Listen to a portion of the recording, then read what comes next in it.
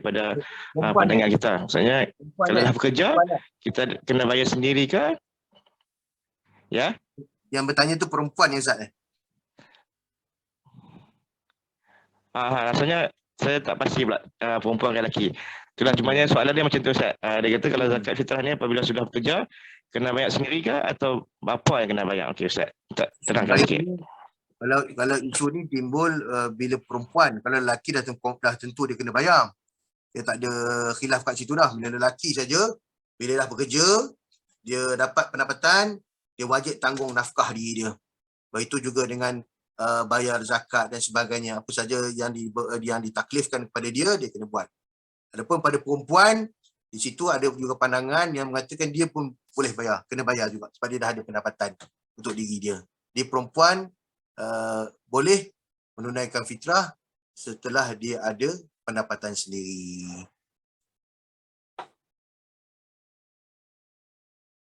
Okey, baik, jadi fahamlah kita bahawa zakat fitrah tu adalah zakat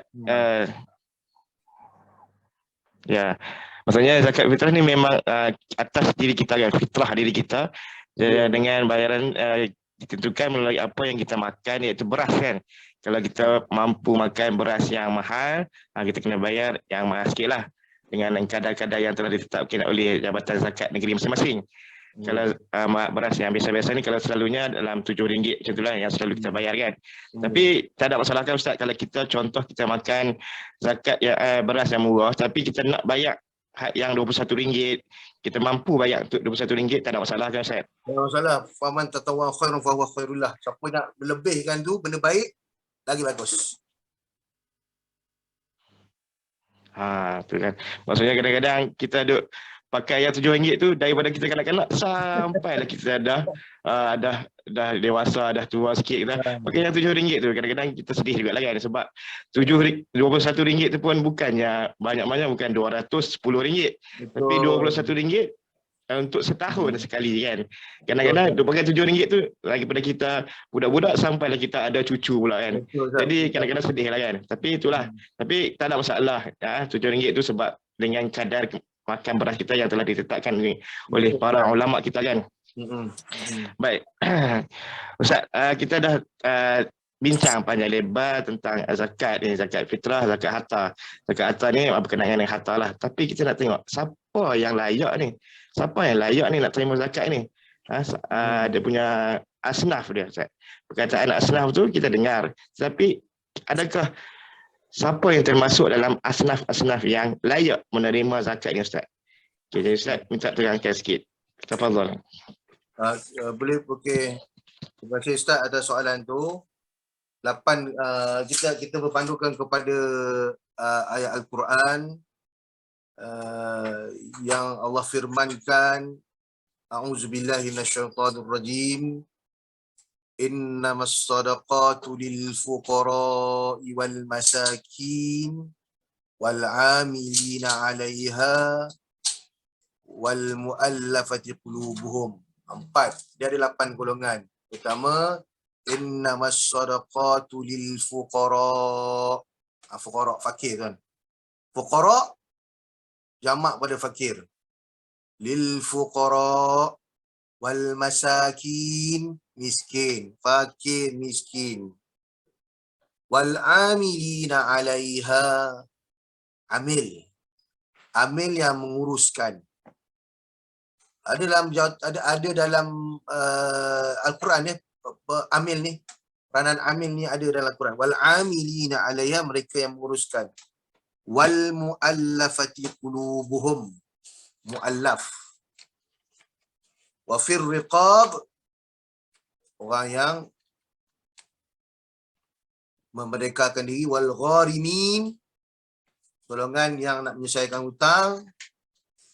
Wa fi sabilillah, pada jalan Allah. Dan satu lagi, wa ibnus sabil. Apa tu wa ibnus sabil? Orang yang terputus dalam perjalanannya, dia perlukan bantuan untuk kembali. Jadi ada 8 golongan. Golongan pertama, fakir. Apa beza fakir ni? Fakir ni Kalau contoh, kalau dia ada pendapatan dia 3,000 sebulan, dia ada pendapatan 3,000 sebulan. Tapi dia memerlukan 6,000. Apa keperluan dia? Pertama, mestilah keperluan daruriyat tu. Kita sebut keperluan daruriyat, apa dia? Pertama, dia mesti ada makan. Dia makan. Pengiraan makanan dia, pengiraan pakaian rumah tinggal dia, makan dia, apa, kesihatan dia, pakaian dia, keperluan asas tu. Itu keperluan asas. Tapi dia ada had dia. Jadi kita ada kalkulator.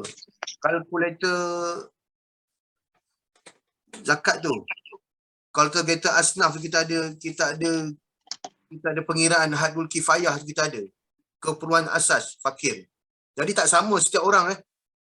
Kalau anak ramai dah tentu tinggi. Kalau di KL ni ramai miskin bandar. Ramai yang miskin bandar dan ramai juga yang boleh mengeluarkan diri dia daripada miskin ni. Dia banyak cara. Kita sekarang ni kita sebut tadi kan. Kita sebut tadi golongan-golongan pendapatan yang kita perolehi, tapi ada satu lagi. Kita tengok orang sekarang ni pendapatan diperolehi daripada hasil kerja bebas tu banyak lah. Hasil kerja bebas pula bukan daripada majikan, bukan daripada sekarang, tapi semua kebanyakannya kita tak terfikir. Itu orang muda-muda sekarang, anak-anak muda kita banyak. Adapun kita sedang membicarakan tentang asnaf, tetap wujud asnaf. Macam mana pun hingga hari kiamat, dia mesti ada orang kaya, orang miskin. Macam mana kaya pun kawasan tu, mesti ada golongan miskin. Masuk miskin tu, dialah yang paling kurang sekali pendapatan dia. Jadi dia dalam kategori fakir, pendapatan dia kurang separuh. Dia perlukan 6,000, dia ada 3,000. Dia perlukan 4,000, dia ada 2,000. Dia perlukan 3,000, dia ada bawah daripada separuh. Jadi fakir. Kalau miskin, atas sikit. Dia keperluan dia 6,000, dia gaji dia 4,000. Dia perlu top up lagi. Jadi kalau nak dia kategori tu, kalau fakir tu kita akan bagi lebih. Pejabat agama, majlis agama Islam, dia akan bagi lebih. Duit yang kita kumpul zakat ni, kita akan bagi lebih dari orang fakir. Kemudian miskin, kemudian mu'allafati qulubuhum. Amil. Amil lah, contoh macam amil yang dilantik oleh pihak Ulil Am. Ulil Am di Malaysia ni, Ulil Amri ati Allah wa ati Rasul wa ulil amri minkum. Ta'ala kamu pada Allah, ta'ala kamu pada Rasul dan Ulil Am. Ulil Amri di Malaysia ni, ketua negara kita, Agong. Lepas tu urusan agama ni kepada Agong menurunkan kuasanya kepada Majlis Agama Islam negeri-negeri. Dan Majlis Agama Islam negeri-negeri ada turunkan kuasa untuk urusan zakat, kutipan zakat. Jadi untuk urusan kutipan zakat inilah dipanggil amin, dan amin berhak mendapat dana zakat. Seperti juga fakir, miskin, amin, mu'allaf, orang yang jinak hatinya nakkan pada agama, mu'allafati qulubuhum, mu'allaf. Kita tengok orang tu baik dia dengan orang kita boleh jinak dia. Okey, baik Ustaz. Okey, baik Ustaz Fazil. Saya bagi masa Ustaz untuk berehat sekejap. Kita nak lalukan kuis dulu Ustaz. Ini daripada penganjur. Cakap panjang lebar. Okay, saya bagi masa untuk Ustaz berehat. Nanti kita akan sambung golongan asnaf ini. Tajuk golongan asnaf ini kita akan sambung selepas kuis ini. Baik, sidang pendengar yang dirahmati Allah sekalian. Seperti mana yang telah dibagi tahu oleh pengerusi tadi bahawa ada soalan kuis yang boleh dijawab oleh sidang pendengar ataupun penonton yang saya kasih sekalian. Baik, cara dia kalau nak menjawab, buka mic dan juga bagi tahu nama, kemudian jawab soalan. Kemudian kita akan tentukan nanti sama ada soalan yang dijawab itu betul ataupun salah lah. Okey, baik. Soalan kuis yang pertama lah, kita ada 2 soalan kuis. Ini kita nak bagi Ustaz berehat sambil-sambil kita bagi soalan kuis. Soalan kuis yang pertama, apakah instrumen kewangan Islam selain daripada zakat? Apakah instrumen kewangan Islam selain daripada zakat? Seperti mana yang telah ditulis oleh Encik Muhammad Nazmi tu di ruangan chat tu. Soalan yang pertama iaitu apakah instrumen kewangan selain daripada zakat? Boleh jawab dengan cara vokal ataupun bagi cakap ataupun okay, Dr. Rozah Ghazi jawab. Dia jawab kuis ikut chat ni. Maksudnya jawab kuis dalam chat, tulis jawapan dalam chat tulis jawapan anda dalam chat ni. Apakah instrumen kewangan Islam selain zakat? Dan nanti akan dinilai oleh pengajulah soalan yang dijawab ataupun jawapan yang diberi sama ada betul ataupun tidak. Baik, boleh menjawab soalan apakah instrumen kewangan selain Islam.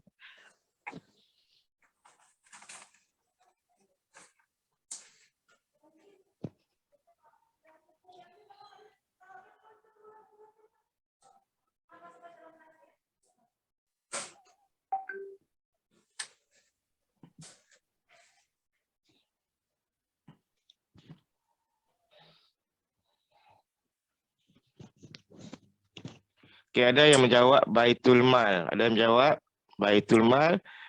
Ni dari siapa? Nama Siti Munawara.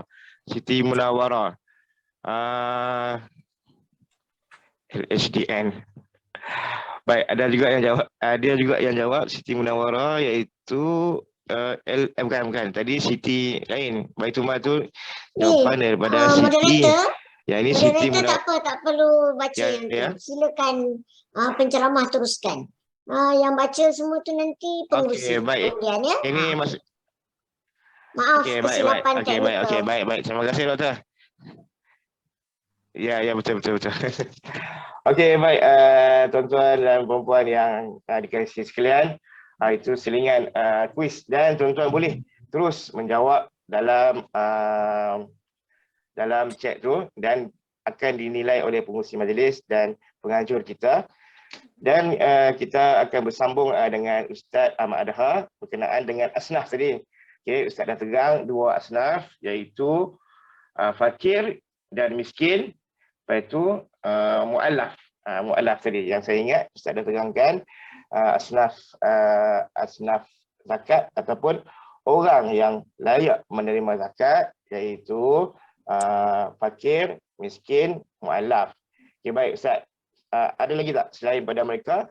Siapa lagi yang layak menerima zakat? Dipersilakan Ustaz. Terima kasih kepada Ustaz.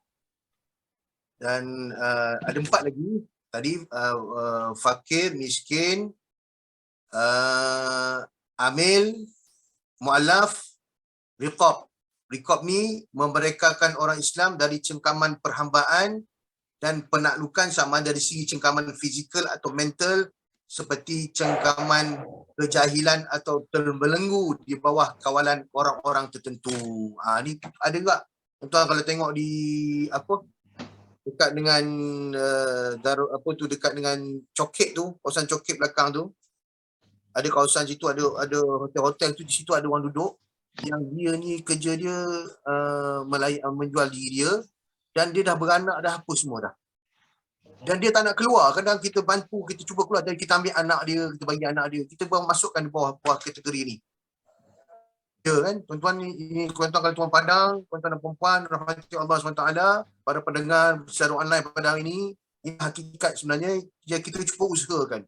Dan duit ni boleh kita gunakan pada mereka, kita namakan dia Ar-Riqab, yang di bawah cengkaman untuk memerdekakan orang Islam, di bawah cengkaman perhambaan sama dari sisi fizikal ataupun mental.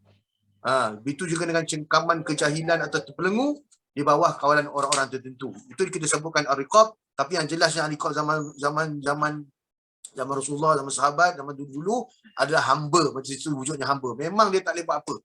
Harta dia tak ada harta. Yang harta ni semua kepunyaan tuan dia. Baik, begitu juga dengan golongan yang ke-6 adalah Al-Gharimin, golongan yang berhutang. Tadi kita sebut semua jelas kan, dia macam satu yang jelas. Miskin, fakir, miskin, amil. Lepas tu mu'allaf jelas. Tapi masuk ke sini tadi, riqab, hamba. Dia macam tadi kita boleh bagi je. Ni kita boleh bagi, kita boleh urus sendiri. Tapi ini kita kena selesaikan masalah dia. Bayar dia, bagi duit zakat untuk dikeluarkan daripada hamba. Lepas tu golongan yang ketuanya al-gharimin, orang berhutang, bayar hutang dia untuk dikeluarkan daripada hutang dia. Golongan tertentu untuk memenuhi keperluan asas dan maslahatan diri. Yang kita sebut tadi, rumah, elektrik, apa semua kan, elektrik, rumah, elektrik, makanan, pakaian, kesihatan, ini boleh. Kerana tanggungannya untuk keperluan asas diri, tanggungan keluarganya, masyarakat memerlukan untuk diselesaikan segera. Dibenarkan oleh kursus hutang yang macam hutang yang banyak yang hutang yang katakan kritikal, dan kita ada syarat-syarat yang kita kenakan untuk kita selesaikan. Kita pun kena jaga duit zakat ni. Pihak majlis yang menguruskan kena jaga. Dia tak boleh bagi sembarangan. Tapi kita ada kriteria-kriteria yang kita berikan untuk al-gharimin. Al-gharimin orang yang berhutang keperluan asas ataupun hutang yang perlu diselesaikan dengan segera. Itu juga dengan fisabilillah ni sangat luas skop dia. Mana-mana orang atau pihak yang melibatkan diri dalam suatu aktiviti atau aktiviti menegakkan atau mempertahankan agama Islam serta kebajikannya, macam rumah-rumah anak yatim, rumah tahfiz, anak yatim, rumah orang tua, rumah orang yang OKU ke, kita boleh banyak ruang-ruang yang kita boleh bantu dalam fisabilillah ni. Dan kategori dia makna kat sini, kalau dia ada dalam kategori fisabilillah nak menegakkan syiar agama Islam ni, kita boleh gunakan duit zakat kepada golongan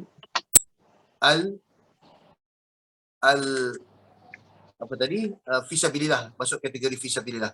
Dan akhir sekali yang ke-8 ialah Ibnu Sabil, mana-mana orang yang dalam perjalanan bagi maksud, ni ada slide tu, Ibnu Sabil, mana-mana orang yang dalam perjalanan bagi maksud-maksud yang diluluskan oleh syarak dari mana-mana negeri atau negara yang memerlukan bantuan. Kerana pelajar kita bagi Ibnu Sabil, pelajar atau musafir tersangkut terkandas di negara sana, individu, kadang-kadang dia habis harta dia sebagainya di luar negara. Kita orang Malaysia boleh keluar, macam kes baru ni kan, dicengkamkan orang, kalau ada orang Islam yang cengkam dekat mana, komputer ke mana tu kan, kita boleh guna duit zakat ni untuk selamatkan mereka, keluarkan mereka daripada kongkong ataupun terkandasnya di negara orang. Boleh gunakan. Mana kita ada 8, ulang balik. Pertama, fakir, miskin, amil, mu'allaf.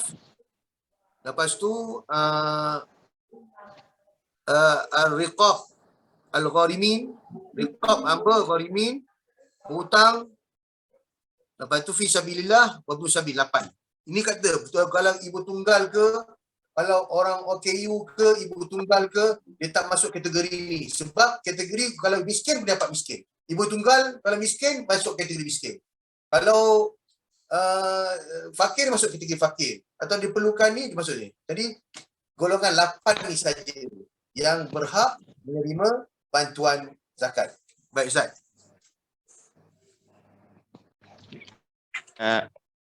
Ya, baik Ustaz. Maksudnya kalau OKU, orang kelana upaya atau orang kurang upaya ni, dia tidak ada khas ataupun asnaf yang betul-betul nombor 9 kan, tidaklah. Dia cuma termasuk dalam mana-mana asnaf tu kan. Sama ada kalau dia miskin, OKU miskin, dia dapat asnaf miskin lah. Kalau OKU fi sabilillah, dia akan dapat fi sabilillah. Maknanya tidak ada masuk OKU. Sebab OKU ni dia kan pelbagai kan, cuma yang kekurangan itu mengikut masing-masing. Ada kurang dari segi harta, ada masuk kategori miskin. Dia kurang dari segi contohnya terkandas mana-mana, walaupun dia OKU ke bukan OKU, dia masuk dalam Ibnu Sabil. Itu maksudnya. Kalau OKU ni kita kena faham, orang-orang OKU kena faham, pastikan kalau anda nak memohon zakat ataupun nak menerima zakat, anda ni termasuk dalam asnaf yang mana. Tidak ada asnaf OKU. Tak boleh bagi tahu dekat pejabat saya OKU. Tapi bila cek, duit banyak, tak boleh juga terima. Bila cek, tidak ada masalah apa, boleh bekerja, boleh semua, tidak boleh terima zakat. Jadi sebab ada banyak lagi orang-orang yang layak menerima, walaupun OKU tapi tidak layak. Tetapi apa salahnya kalau kita OKU orang yang memberi zakat, bukan orang yang menerima zakat. Itu lebih baik. Dan dia akan memberi semangat kepada orang-orang yang sempurna sifatnya untuk terus bekerja dan memberi zakat. Memberi lebih baik daripada menerima. Itulah maksudnya. Maksudnya kita elakkan ataupun kita kalau boleh elakkan dia tergolong dari kalangan asnaf ni, kita elakkan. Kita jadikan orang yang memberi. Itulah maksudnya Ustaz kan? Betul Ustaz. Baik Ustaz, kita dah terang dan kita dah banyak lebar. Kita dah tahu dia ada waktu dah kan. Waktu bayar zakat ni ada setengah kata bila nak bayar zakat ni. Bila kita nak bayar zakat. Lepas tu apa yang telah digariskan ni bila, macam zakat fitrah tadi kita dah tahu dalam bulan puasa dan juga awal Syawal tu. Tapi zakat yang lain, zakat harta ni lah, zakat ternakan, zakat ni bila yang kita kena keluarkan. Kadang-kadang dia tak tahu bila, sebab dia tengok banyak dah harta tapi bila tu, sekarang kah ataupun tahun depan kah, macam tu Ustaz. Okay. Jadi bila tu maksudnya bila masa dibayar zakat tu Ustaz. Okay, silakan Ustaz. Terima kasih Ustaz. Saya tertarik yang Ustaz cerita tadi pasal OKU, kalau dia ada duit, dia cukup syarat dia kena bayar zakat. Dekat sini kita nampak sini Allah tak membezakan dari segi keupayaan orang OKU dengan asnaf ni. Allah tak letak OKU dalam asnaf. Itu special tu, sebab mana OKU ni ada special dia. Kadang-kadang orang yang sihat, yang cukup tubuh badan, cukup keupayaan pun kadang-kadang dalam kategori asnaf. Dekat situ memang maknanya walaupun Allah jadi kita nampak dia macam OKU, tapi sebenarnya dia ada kelebihan sebenarnya. Dia ada kelebihan sendiri yang ada potensi diri dalam diri tu yang boleh dia keluarkan kan. Maknanya sebab Allah tak letak dalam ni. Allah letakkan orang yang boleh buat zakat ni, orang fakir, miskin, amin, menguruskan harta, orang yang ni ada kategori kita sebut tadi. Mana kat situ maknanya Allah tak membezakan dari segi kurang upaya tu, mana fizikal je. Kadang-kadang mungkin dari segi mental dia lebih, dari segi semangat dia kan, dia punya kekuatan dia tu, dalaman ni kuat. InsyaAllah. Dan saya berkongsi menyerulah. Bukan menyeru, maknanya kita sama-sama, saya hormat sebenarnya orang-orang UKU. Kita tengok dia mampu menempatkan diri dia sama dengan orang yang ada cukup macam ni. Tapi sebenarnya dalam agama dia tak ada membezakan tu. Dari segi zakat kita dah tengok dah. Dia tak ada beza kan. Kalau cukup ada harta, boleh. Mana dari sini, insyaAllah, saya seronok sahabat sebenarnya ada program-program macam ni, kita dapat berkenalan, tapi kita dapat cuba dapat online, offline je. Kalau dapat offline lagi sedap, lagi best kan. Kita boleh jumpa, kita boleh bersembang, kita boleh berbicarakan sesuatu berkenaan dengan ekonomi sistem kita ni, sistem zakat kita ni. Sebab Allah jadikan sistem zakat ni ada sesuatu benda yang sangat istimewa untuk umat Islam ni, untuk hamba-hamba dia. Baik, berbalik pada soalan Tuan Moderator tadi berkenaan dengan waktu zakat harta, bila nak kena bayar. Kalau kita tengok pada syarat tadi tuan-tuan dan puan-puan rahmat Allah SWT, waktu zakat harta ni adalah bila cukup dia punya tempoh haul dia cukup. Contoh, kita bekerja untuk memudah pengiraan untuk zakat pendapatan, kita akan ambil bulan 1 sampai bulan 12. Nah, kadang-kadang ada juga yang ambil bulan Ramadan ke Ramadan. Dia cukup haul. Syarat dia cukup tempoh dia, haul dia, batang dia. Kalau dia berniaga, cukup setahun dia berniaga, tengok hujung tahun. Simpan duit, cukup setahun simpan duit, tengok. Jadi haul dia setiap orang tu tak sama. Cuma untuk memudahkan pengiraan, untuk kita senang ingat, ramai yang di pembayar zakat, dia ambil haul 1 hingga bulan 12, bulan 12 dia bayar. Ataupun Ramadan ke Ramadan dia bayar. Ataupun dia bayar lebih sikit bulan 1, bulan 2 untuk zakat simpanan, dia dah cukup tahu berapa zakat simpanan dia ada hujung tahun, tahun depan tu dia bayar. Itu macam tu. Dia punya waktu tu. Maknanya dekat sini kita kena tengok haul zakat harta kita tu dah cukup 1 tahun Hijriah, 300, lebih kurang 359 hari. Jadi nak mudah kita ingat, macam kita nak renew tag ke renew apa kan, kadang kita lupa. Pasal sekarang ni lesen pun dah ikut tarikh kita punya tarikh hari lahir kita. Pada zaman sahabat tu Sayyidina Osman kalau selalu pesan, sekarang dah sampai waktu untuk membayar zakat. Sayyidina Osman, Sayyidina Umar pesan pada orang, sekarang dah sampai tiba waktu untuk bayar zakat. Especially bulan Ramadan lah. Berapa harta yang kamu ada, kamu bayar dulu. Apa je cukup tu, yang baki tu kamu bayar harta. Kadang-kadang dia ambil, dia tak bayar, dia tak bagi, dia tolak dulu siap-siap. Sayyidina Umar, Khattab, Sayyidina Ali, sahabat-sahabat ni, dia tolak siap-siap. Harta dia ambil yang dah clear. Macam tabung haji buat. Contoh tabung haji, dia bayarkan zakat untuk deposit. Contoh macam tu lah. Jadi, dia punya ketentuan tu berpandukan kepada harta yang kita ada. Namun untuk memudahkan perkiraan, kita boleh ambil haul 1 hingga 12, bulan 12, hujung bulan 12, atau awal bulan 1 ataupun Ramadan. Baik, Ustaz.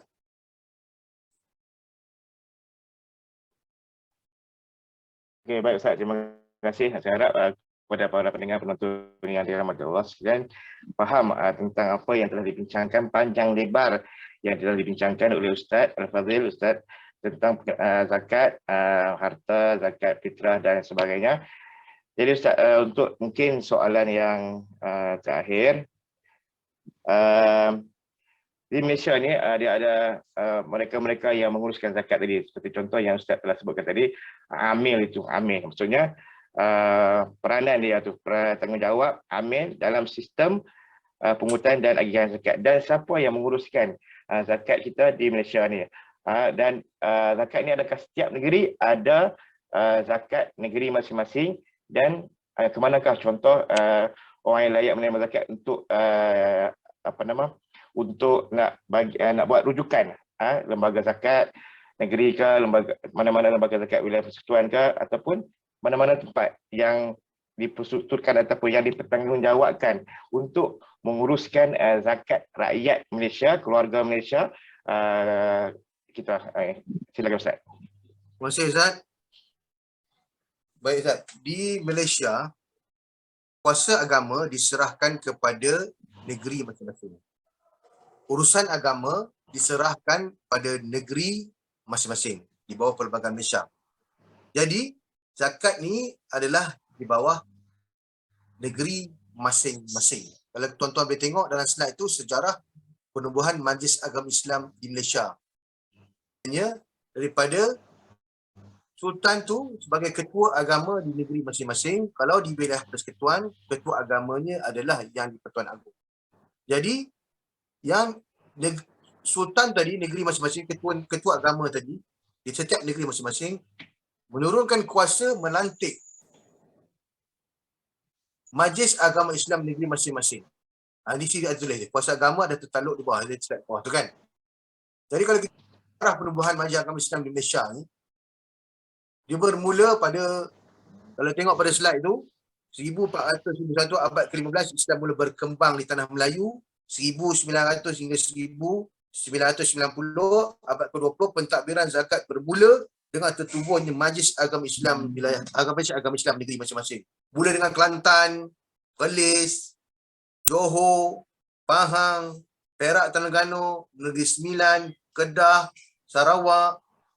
Mereka Perlembagaan Persekutuan meneruskan sistem sedia ada tambah 1959 Pulau Pinang, 1960 Melaka, Sabah, wilayah persekutuan. Ini perubahan setiap negeri ada Majlis Agama Islam. Jadi urusan zakat apa semua kutipan adalah kuasa Majlis Agama Islam. Jadi Majlis Agama Islam ni dia tengok dia structure orang pula pentadbiran zakat. Di Malaysia ni dia ada 3 kategori pentadbiran zakat di Malaysia. Pertama, kutip zakat dan agih zakat diuruskan sepenuhnya oleh Majlis Agama Islam negeri. Contoh macam negeri Perak, negeri Kelantan, negeri Johor. Dan yang kedua ialah kutipan dan agihan oleh institusi korporat. Contoh Selangor, Lembaga Zakat Selangor, Lembaga Zakat Kedah. Dia ada dia diserahkan semuanya. Majlis Agama Islam serahkan kutipan dan agihan pada. Jadi kalau tuan-tuan nak bayar zakat, tuan-tuan pergi kat lembaga zakat. Kalau tuan-tuan nak minta agihan, nak minta bantuan zakat pun pergi kat lembaga. Itu negeri yang ada dikorporatkan dua-dua kutipan agihannya. Lembaga zakat Selangor, lembaga zakat Kedah, lagi apa lagi?